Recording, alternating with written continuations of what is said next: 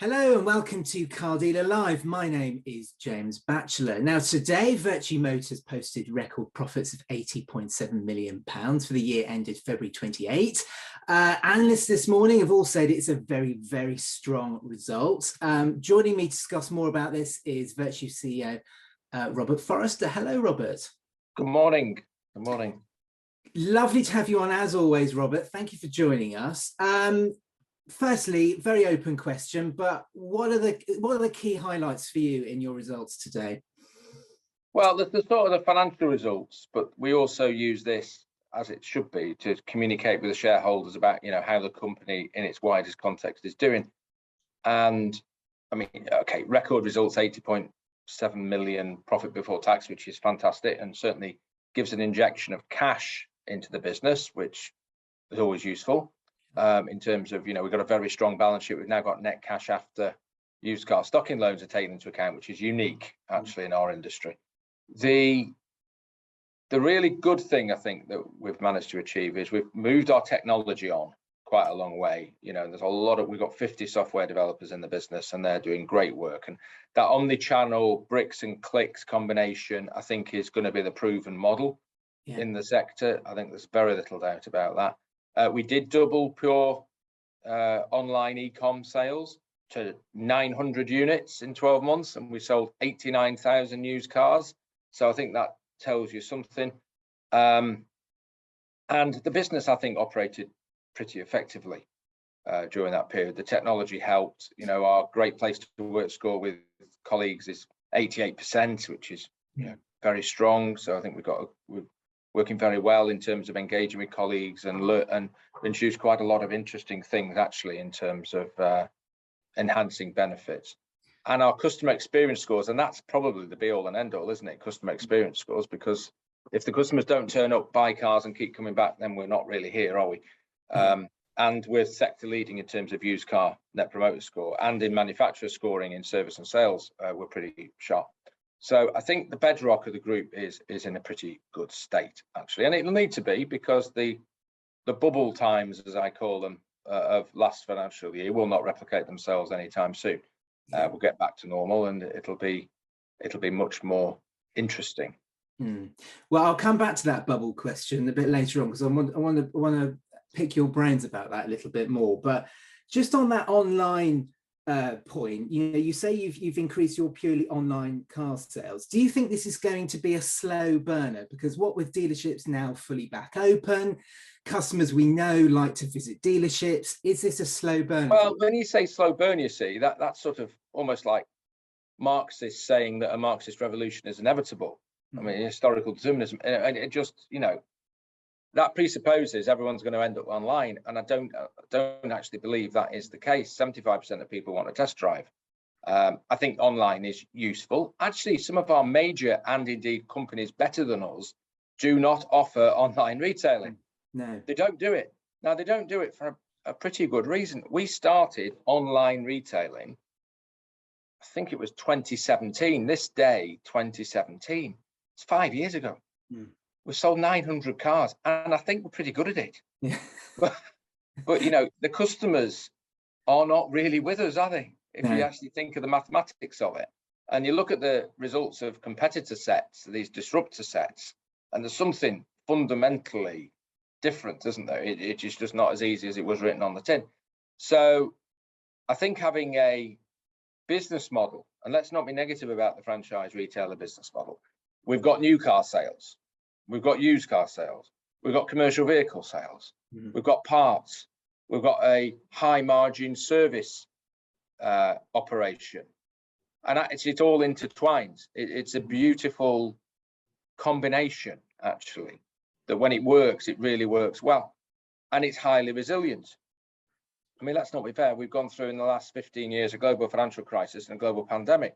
Actually, the financial state of franchise retailers, particularly decent ones, has been pretty good. I mean, Arnold Clark's never lost money.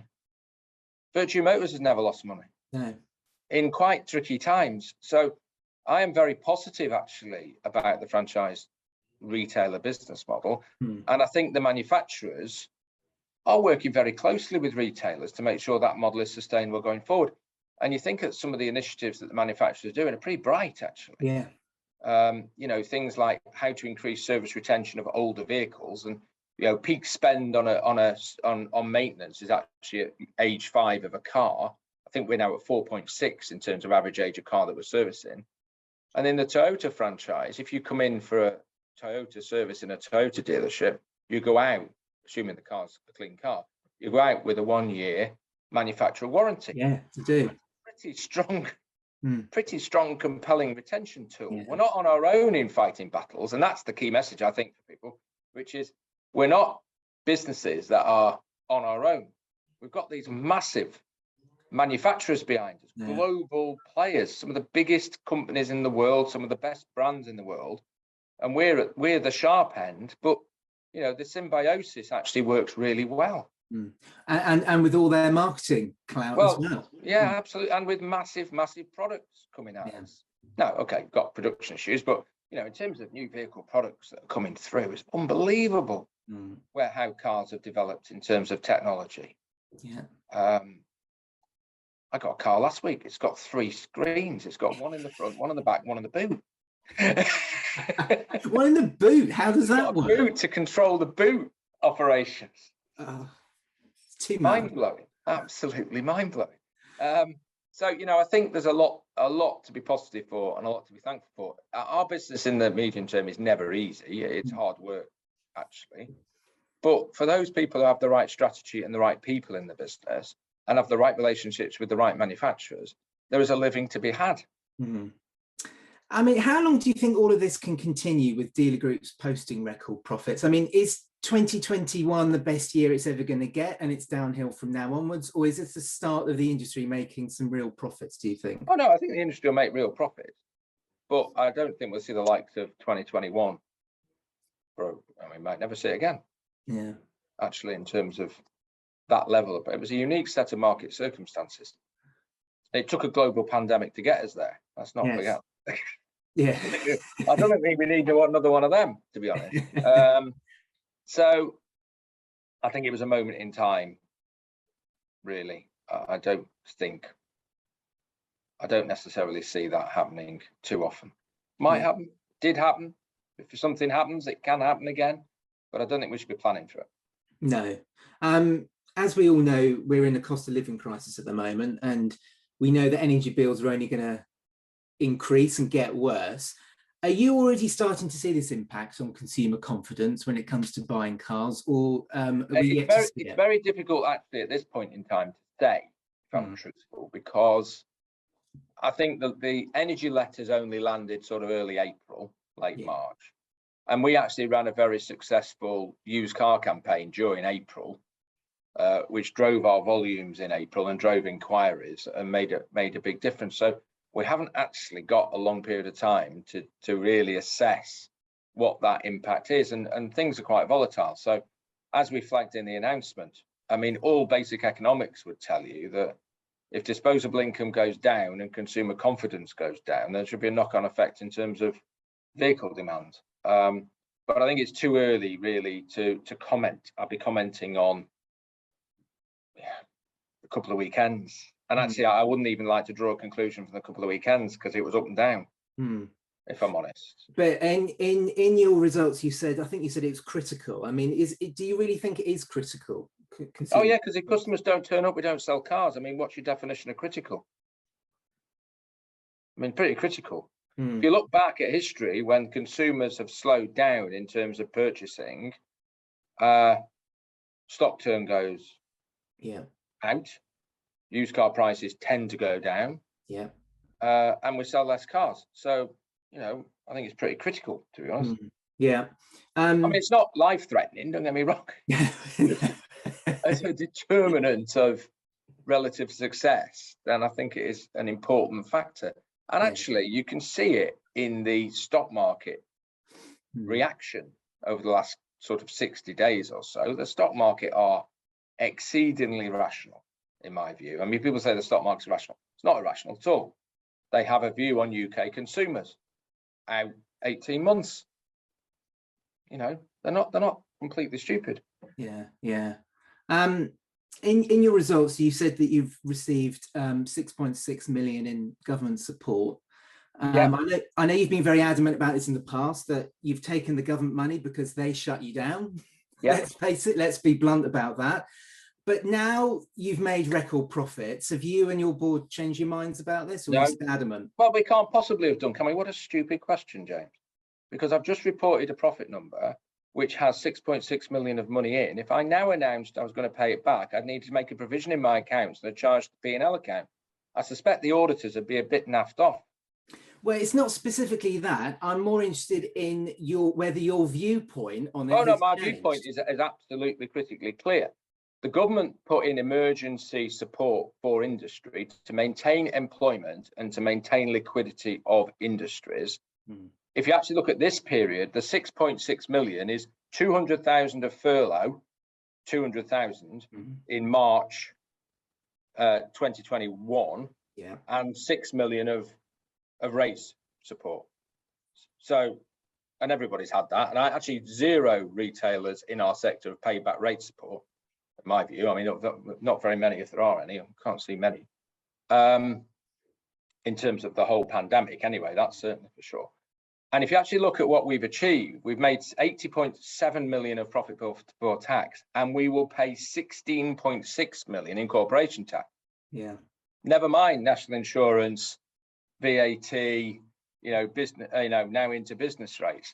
So I think the point about the government support is really quite simple, which is if we had been rubbish at what we were doing and made a loss, you wouldn't be asking me if I'm going to pay the furlough money back. The fact that we're competent and actually know what we're doing and make a profit, I mean, that's bonkers to then say, oh, because you're successful, you should pay the furlough money back. Just don't agree with it. The government, we haven't overclaimed the furlough. The government set out the parameters. The government have never written to me asking for it back, and I suspect we'll never ask for it back. And actually, we're doing a good job. We are creating employment, some of which is real high-powered jobs like marketing, digital, head of data, all this good stuff. Actually, a lot of it in the northeast of England, which is banging into the government's levelling up criteria. We have invested in training, enhanced maternity pay, enhanced holidays. This is what capitalism is. Now, if the government hadn't put that support in place, we'd have probably gone bust, as would everybody else in the world. So, we have done what the government wanted us to do, and I just think it's cheap shots, to be honest. Virtue signaling, cheap shots. You, I think the last time that we spoke, you mentioned you had quite a lot of vacancies or positions to fill. Is that still the case? It's still the case, actually. We've got less technician vacancies, but there is still a shortage of technicians in the United Kingdom. That's no doubt about that. And then in terms of specific areas like data analytics, heavy marketing data, search engine optimization, stuff like that, there is a massive shortage of talent, actually. And we still have, even though we've augmented pay levels, augmented benefits, taken on more recruiting people, still got too many vacancies. Now, that'll be very interesting, actually. And if the country does go into recession, actually that means we can flex our workforce without actually doing anything. We'll just take less vacancies. Actually.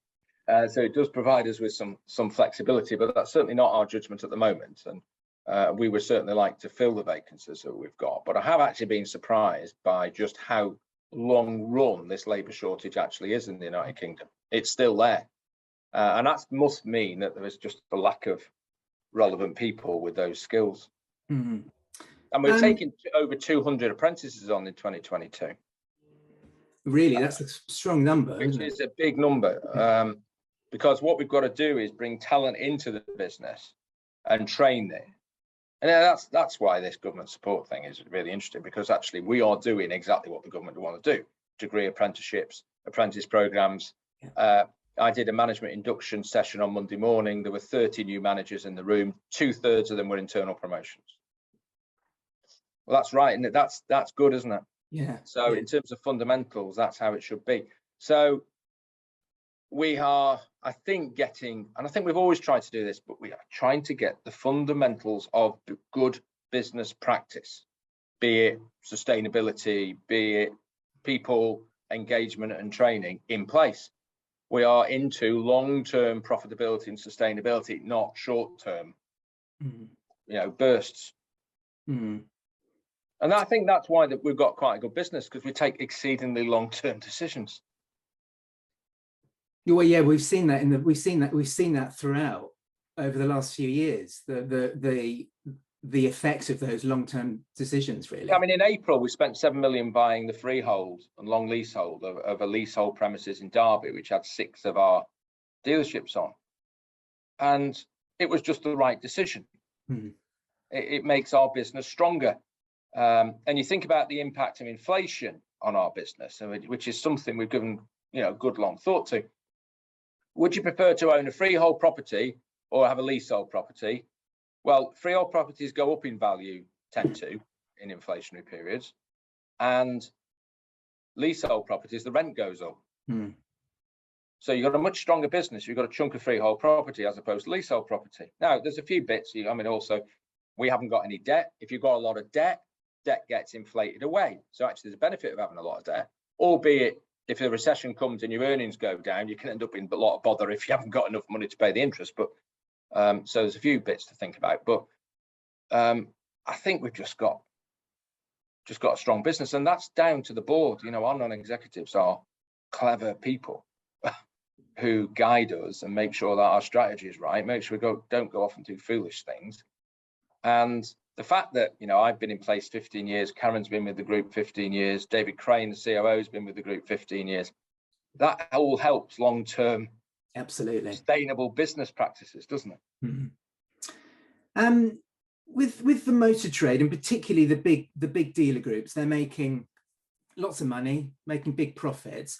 What do you think this says to the general public? Because on a broader level, we know customers think dealers make lots and lots of money on each car they sell, which of course we know is not true, and customers don't understand why prices have gone up. So do you think? Well, I don't think customers know we're making lots of money, because with all due respect to you, James, you haven't got that big a following.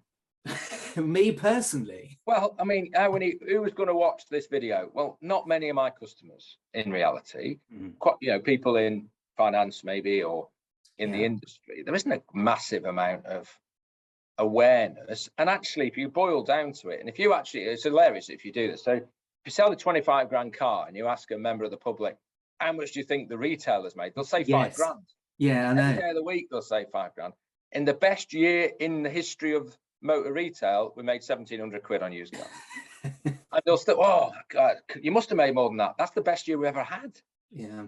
So I think we can defend ourselves quite royally, actually. And the other way of putting it, and it's slightly different this year, but I always say, if I go and do a talk in a school, for every £100 of sales, if we're good, we get to keep £1, because we've got 1% return on sales. Now, actually, this year we've made 2.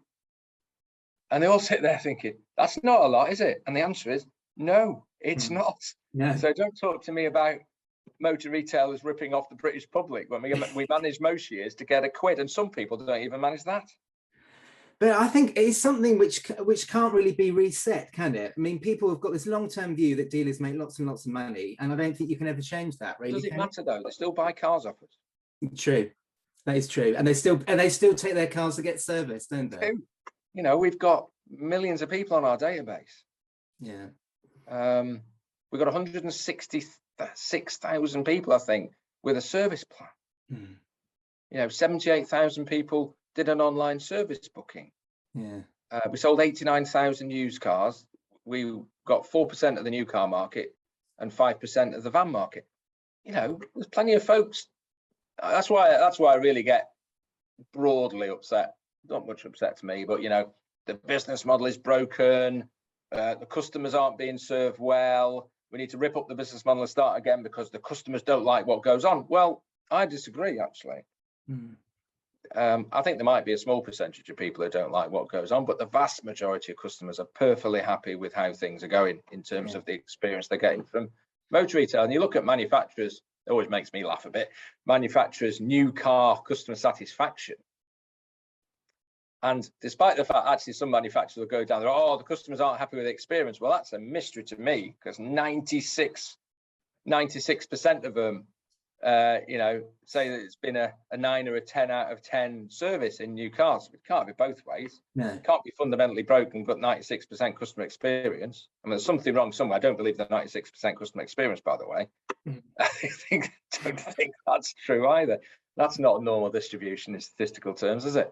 No. So, yeah, I mean, the world is in some ways simple, in other ways complex. Yeah. We know what's happened to Marshall Motor Group. Well, do we? Well, we sort of know. It's something we can't. Bizarrely, I actually saw their shares go down the other day, which I thought absolute miracle. I mean, who on earth sold the shares? Anyway, there we go. Well, we know who's bought them. Have you had some conversations from an acquisitive company looking to buy Vertu? No, I haven't actually, to be honest. Would you like to? I'm quite happy with where we are, but I mean, we are a PLC, which means people can go and buy and sell our shares every day, as they are doing at 20 to 9 this morning. And therefore, I'm realistic that, you know, if somebody saw value in our shares and bought some, there's nothing I can do to stop them. And in fact, my job is to generate shareholder value. Actually, you've got to remember that. That is fundamentally what capitalist organizations are in business for. Now, I think the best way of generating shareholder value is to build a very strong business, generating significant amounts of cash in the long term. And I think long term, that does work. Markets are rational in the long term. But it's a PLC. So I think we just, you know, I think we've got quite a unique company. The fact we haven't been approached says something, doesn't it? Well, yeah, you could take it as a compliment and also as offensive, couldn't you, really? Talking about shares and things, I mean, the market cap, your market cap is significantly lower than the disruptors. Is that something to be worried about, or are you concerned by it or not? No, I believe in rational markets, eventually. In the short term, markets aren't particularly rational. And you're looking at also different pools of capital. So, you know, the tech stock type investor is a very different animal to a UK small cap investor. So you got different metrics, and you actually look at all these tech stocks, which you look and think, well, it's never made money, but it's still valued in billions. Well, okay, but it's got to make money at some point. Yeah. And actually, in fairness to Tesla, Tesla has started to make money, but you've got to be able to make money and generate cash. So it's not something that worries me, if I'm honest with you. The UK motor retail sector at certain periods shows value. You've seen that. The takeout value of Marshall's, you know, that was, you look at the multiples, it was there. You know, that was a good price. Very good price. Talking about companies that are not making any money, Kazoo, of course, we've covered this in a huge amount of detail lately. I mean, to a tenacious businessman as yourself, and that's me being very nice to you, a tenacious businessman as yourself, does that horrify you? You've got such a company with huge clout and marketing spend, and they're not making any money. There's not much that horrifies me about Kazoo. I have to say, sitting at Burnley on Saturday and watching Aston Villa beat Burnley with Kazoo on the shirts just added sort of insult to injury, to be honest. But I actually think the franchise motor retail sector has benefited from Kazoo in quite a major way. And Cinch, actually, you know, there's a lot of advertising going on about buying cars. It's not a bad thing, gets people thinking. Buying cars online, modern ways of doing it. I do think that's pretty positive. And the other thing was, it all sharpened us up. Yeah, because we've got a new set of competitors, so you have to rethink things. No, I don't think it fundamentally changes strategy, but it makes you think. Yeah, and it makes us, you know, take more software developers on, and it makes us push our product development faster. And I think it has. I mean, most people in the sector now have moved their digital activity on leaps and bounds. Would they have done that if it wasn't for these digital disruptors? Probably not. The pandemic might have brought it on a bit, but I think it gave everybody a bit of a jolt that actually, and it's good to have strong competitors because it forces you to be better. So I don't think we should worry about these things. And, you know, markets will sort out value. Ultimately, you're making money and they're not. And that's the last laugh, isn't it, really? Isn't it? Well, is it though? I mean, their strategy is to generate scale and volume. From what I can see. So, I mean, we're trying to do different things. And actually, it's fundamental different business. Well, it is. Yeah, absolutely. We are franchise retailers with all that, you know, close relationship with manufacturers, strong after sales, symbiosis in terms of strategy with manufacturers. And that's completely different. Yeah. It's a bit like comparing us with Motorpoint. Yeah, it's very different, isn't it? It's very different. Robert, thank you so much for joining us today. Always a pleasure to chat. Thank you. No problem. Thank you very much, James. That's it for today's Car Dealer Live. Join us again very soon. Bye-bye.